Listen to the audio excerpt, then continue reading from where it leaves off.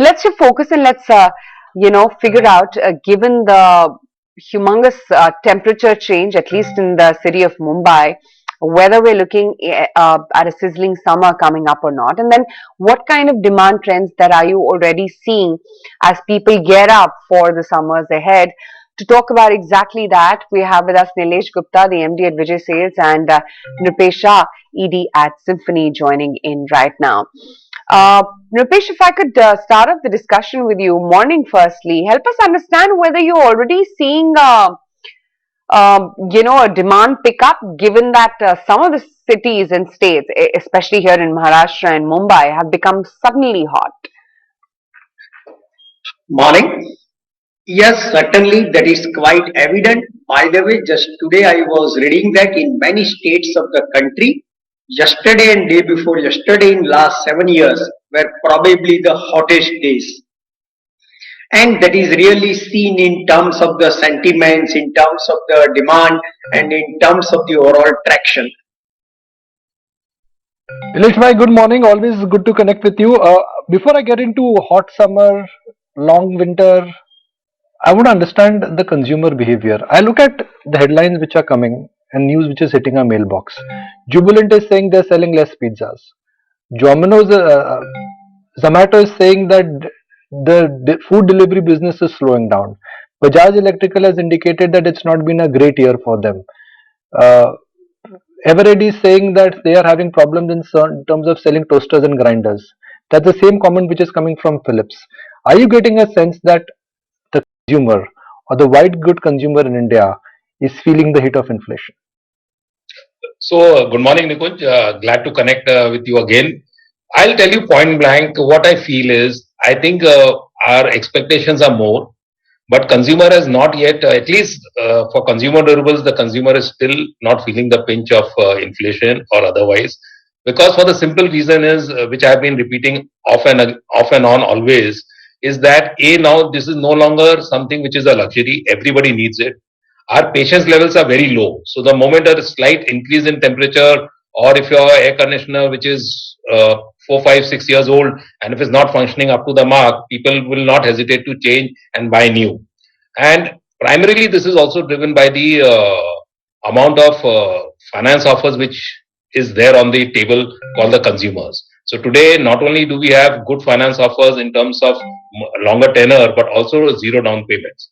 So yes, there are challenges which comes in between and all, but overall, I think the scenario for consumer durable doesn't look bad.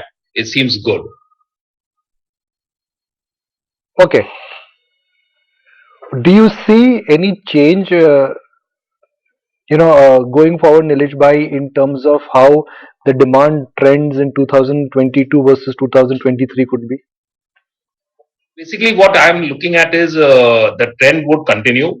2022 was a very good year overall. Yes, we had some challenges in terms of volume, but value growth was there. And I think this year we may recover a little bit of volume also. That is what is most probably expected. But it all depends as far as summer is concerned. The summer products, air conditioners, coolers, and refrigerators are concerned. It will all depend upon the intensity of the summer which we'll have this year.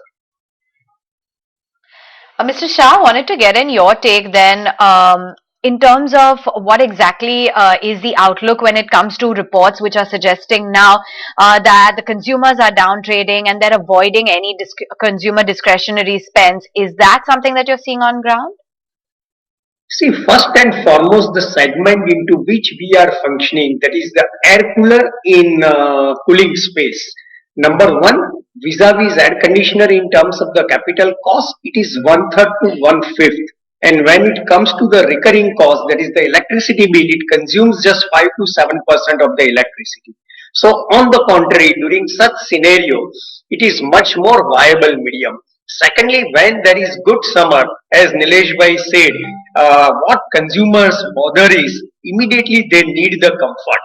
And despite December quarter being a winter quarter, our own performance in off season is a reflection of the kind of the demand and traction, and that kind of demand and traction we are continuously witnessing in current quarter across the country, across the models, as well as across the channels.